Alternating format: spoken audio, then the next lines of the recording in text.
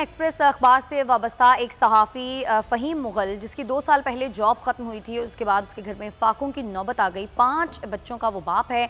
तो बहुत कोशिश की उन्होंने कि उनको किसी तरह से जॉब मिल जाए, लेकिन उनको मीडिया में कहीं भी जॉब नहीं मिली और आखिरकार उन्होंने हालात से तंग आकर खुदकुशी कर ली। कराची यूनियन ऑफ जर्नलिस्ट ने फ़हीम मुग़ल की खुदकुशी को कत्ल करार देने का मुतालबा किया है।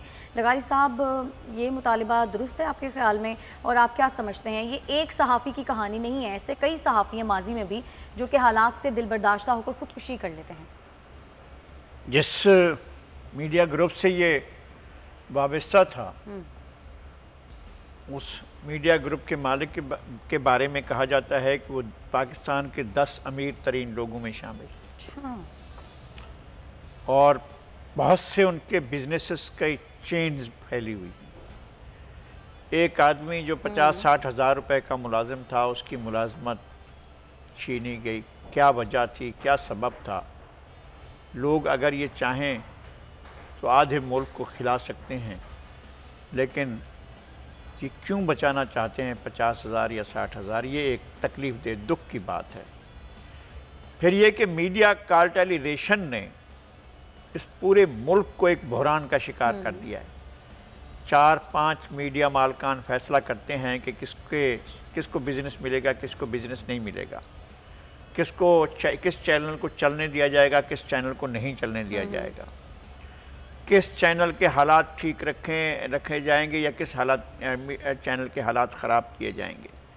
ये फैसला करते हैं और गर्दन दबाते हैं उन एडवर्टाइज़र्स की, और उनको कहते हैं कि अगर फ़लाँ ग्रुप को दिया अपने इश्तिहार तो हम आपके इश्तिहार नहीं चलाएंगे, और ऐसा करते रहे हैं। ये हमेशा इन्होंने इस तरह किया है। किसी और इन्होंने रेटिंग एजेंसी भी अपनी बना रखी है जिसका कोई कुछ नहीं बिगाड़ सकता है। तो इसके फ़हीम मुग़ल की मौत का शदीद दुख है।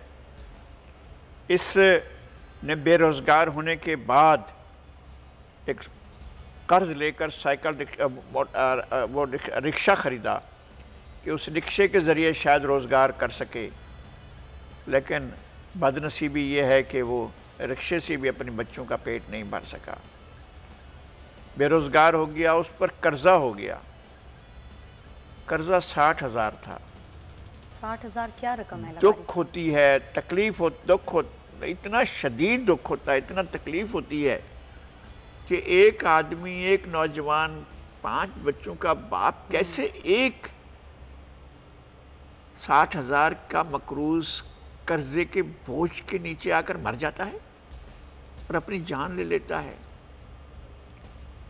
मैं अपनी जान लेने की कभी वकालत नहीं करूँगा। बदतरीन हालात में भी, मौत जैसे हालात में भी जीने की कोशिश करते रहना चाहिए। बिल्कुल बिल्कुल।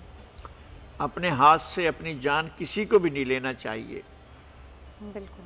लेकिन इन ऐसे हालात तक पहुँचाने के लिए जो लोग ज़िम्मेदार हैं, उन्हें अपने ज़मीर को टटोलना चाहिए कि उनकी वजह से लोग कैसे अमवात का शिकार होते हैं, कैसे अलमियों का शिकार होते हैं, कैसे दुखों का शिकार होते हैं।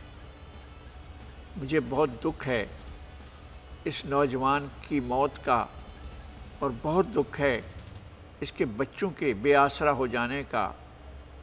हम कुछ भी नहीं सोच सकते हैं, कुछ भी नहीं कर सकते हैं कि एक आदमी जब अपनी जान लेने के दरपे होता है